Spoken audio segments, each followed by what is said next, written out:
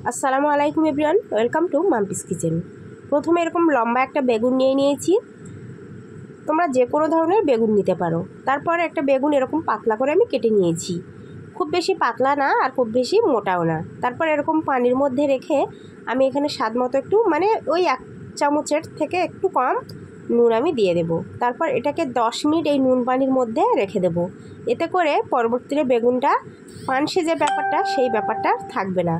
তারপর 10 মিনিট হয়ে গেছে, পানি থেকে তুলে আমি এরকম ছাঁকনির উপরে রেখে দেব, যাতে করে এক্সট্রা পানিটা ঝরে যায়। তোমরা চাইলে কোনো সুতির কাপড়ের উপরে রেখেও পানিটা ভালো করে মুছে নিতে পারো, বা টিস্যু দিয়েও মুছে নিতে পারো। তো এটা আমি সাইডে রেখে দিলাম। তারপর নিয়ে নিলাম একটা পাত্রে 1 কাপ পরিমাণ বেসন, 1/2 কাপ কর্নফ্লাওয়ার আর 2 চামচ দিয়েছি ময়দা। ময়দাটা তোমরা অবশ্যই দেওয়ার চেষ্টা করবে, এতে করে খুব মুচমুচে ব্যাপারটা হবে। তারপর শুকনো যে উপকরণগুলো ভালো করে একটু আমি একত্রে মিশিয়ে নিচ্ছি।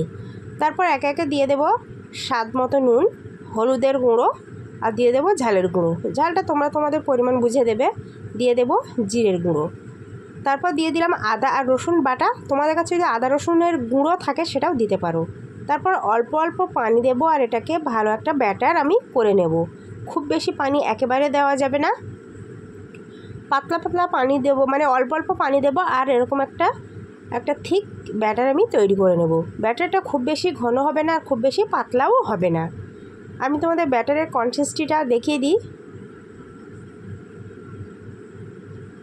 এই যে এরকম নাড়ার পর এরকম ছিঁড়ে ছিঁড়ে পড়বে বেসনের যে গোলাটা। তো আমি বোঝার সুবিধার্থে আরও একটু টিপস আমি তোমাদের দেখিয়ে দিই। যে হাতের মধ্যে এরকম আমি নিলে দেখছো আমার আঙুলটা আমি এই বেসনের মধ্যে যখন চুবিয়েছি আমার আঙুলটা খুব সুন্দরভাবে কোট হয়ে যাচ্ছে। তারপর আমি এখানে ভালো করে এটা একটু ফেটিয়ে নেব ওই 5 থেকে 6 মিনিট মতো। তারপর এর মধ্যে দিয়ে দেব বেকিং পাউডার।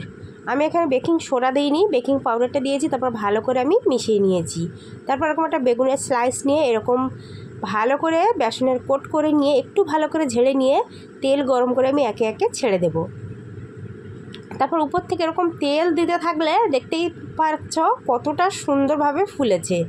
এরকম উপর থেকে আমার এখানে তেলের পরিমাণটা একটু কম হয়ে গেছিলো, তোমরা চেষ্টা করবে তেলের পরিমাণটা একটু বাড়িয়ে দেওয়ার। তো এরকম উপর থেকে যখন গরম তেলটা ছিটিয়ে দেবে দেখতেই পারবে খুব সুন্দরভাবে ফুলে উঠবে। তো এরকমভাবে সময় নিয়ে কিন্তু বেগুনিটা তোমরা ভেজে নিতে পারো।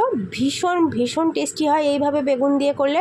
আমি যে মশলাগুলো বা যেরকম উপকরণগুলো নিয়েছি ঠিক সেইভাবে বেগুনিটা করবে, খেতে দুর্দান্ত টেস্ট হয়। আর সারাদিন রোজা রাখার পর ইফতারে কিন্তু এরকম বেগুনি যদি হয় তাহলে জাস্ট জমে যায়। তো তোমরা চেষ্টা করবে এই সেম রেসিপিটা ফলো করে এই বেগুনিটা বানানোর। খেতে ভীষণ টেস্টি হয়। সবথেকে মেন কথা মুখের টেস্টটাই বড় কথা। যদি খেতে কোনো জিনিস টেস্ট না হয় একদমই খেতে ভালো লাগে না। তো যদি ইফতারে খুব সুন্দর একটা রেসিপি তোমরা চাও তাহলে এই বেগুনিটা তোমরা ট্রাই করতে পারো।